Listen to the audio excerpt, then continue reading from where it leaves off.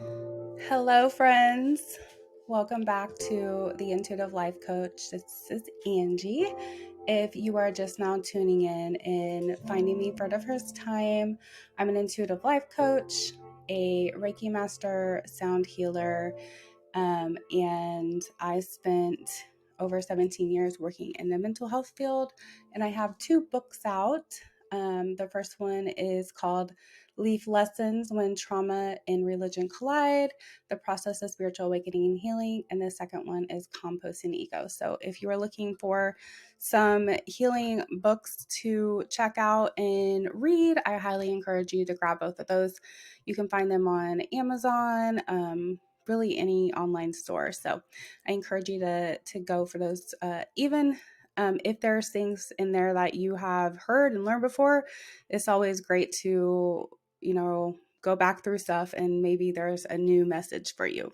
Particularly if you are on a spiritual awakening journey, if you are leaving religion, they might be very helpful for you as well. So let me adjust my mic here. So I wanted to get on and do a very short segment today about intuition and how important it is to learn to trust your own intuition.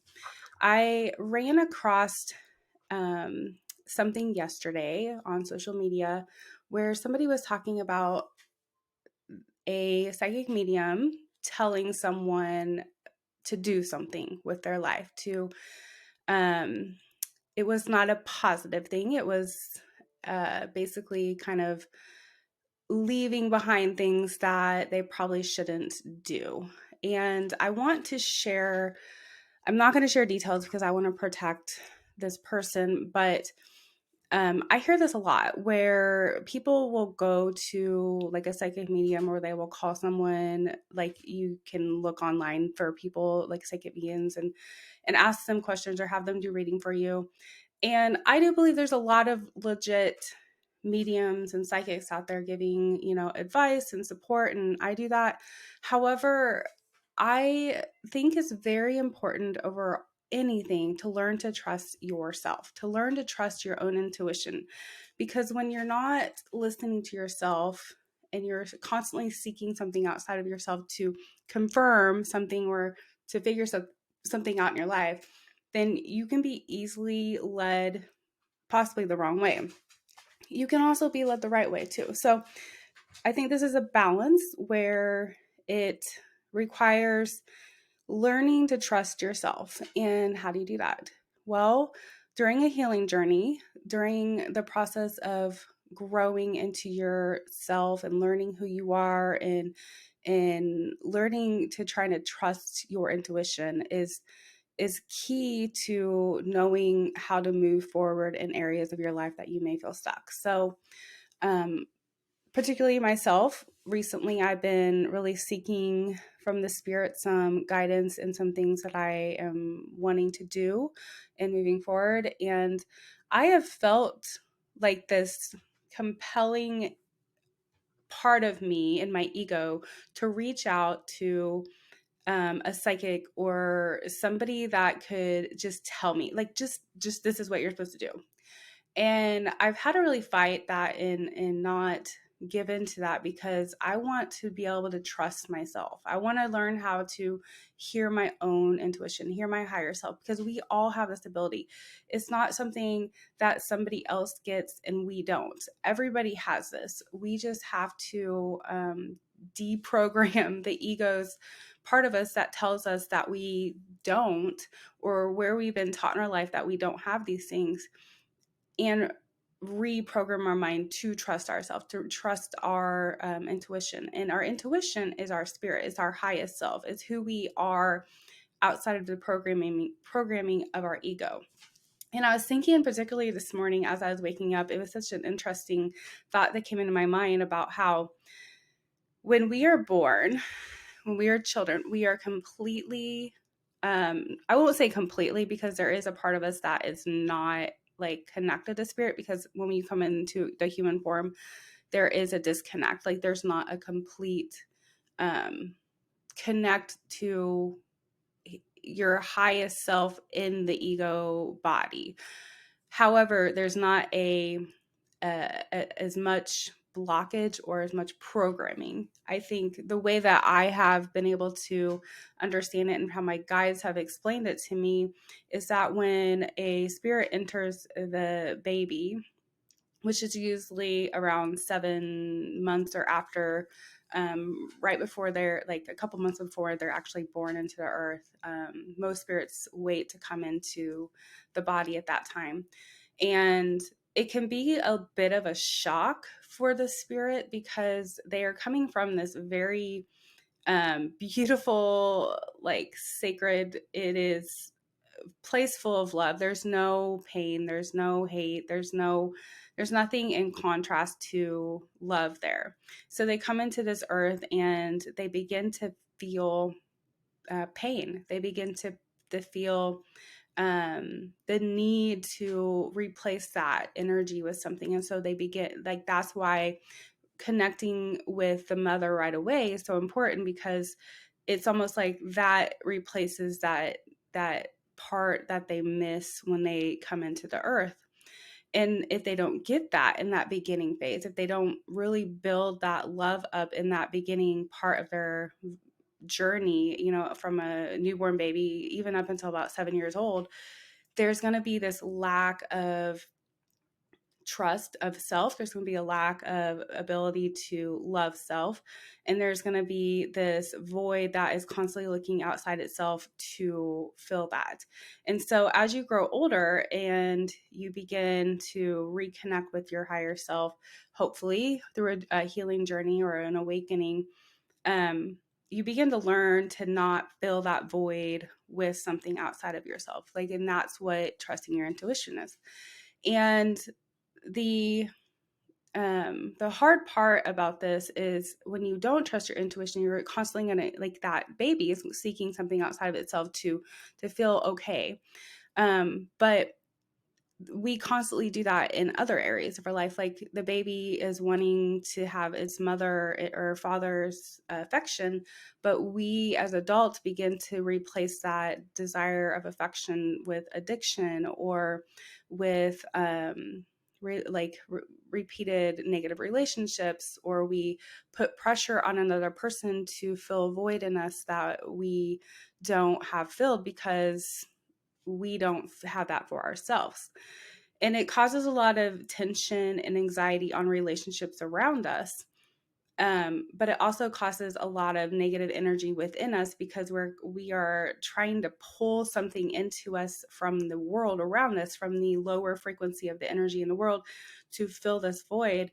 And it only causes that void to be like bigger, to desire more of it. That's how addiction begins to grow. Is you're like, oh, that filled that void for a moment, but when the high goes away, or when the dopamine hit goes away, or your serotonin starts to shift, like all these things in your body start to change, you need it again. And so you keep seeking and keep seeking, and before you know it, you're addicted to something. And this isn't just with, like, drugs or alcohol and things. This is with the addiction of people, like chasing people, needing somebody to validate you all the time, or to speak positive things over you because you don't feel these things for yourself.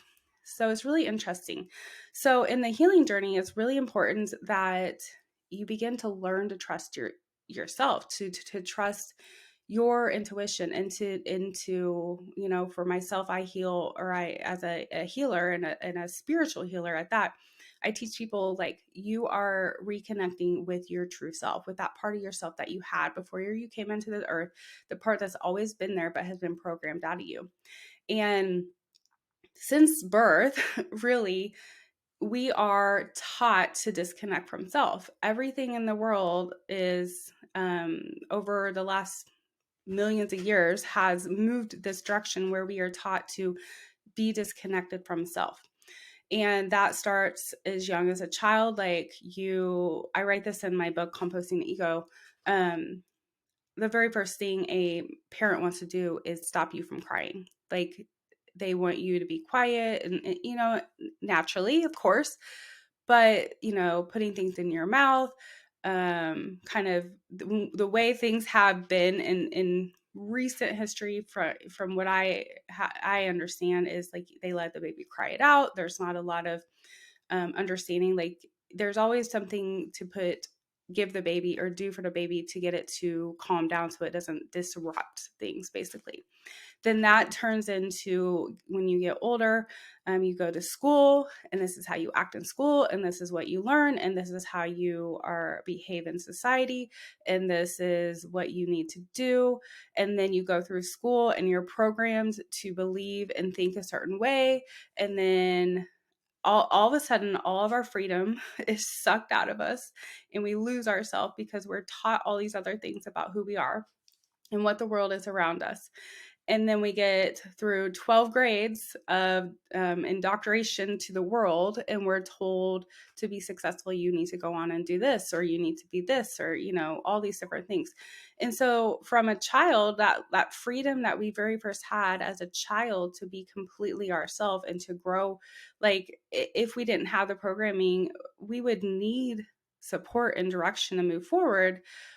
But if we were able to somewhat keep that part of ourselves where we were connected fully to ourselves, where we could trust ourselves, then we wouldn't be relying on things outside of us to try to fill that void, or seeking answers outside of us to help us move forward or succeed at something, or even feel okay about ourselves. And so it's just a very interesting thing about especially now with all this, like the global awakening happening, like people are coming back into themselves, and it is very tempting to seek support outside of yourself. I think it is very important to do that. That's why I offer life coaching. That's why I offer spiritual healing, because it is important to have guidance in this, because we've always had guidance. We don't know anything other than that, but the guidance should be teaching you how to trust yourself.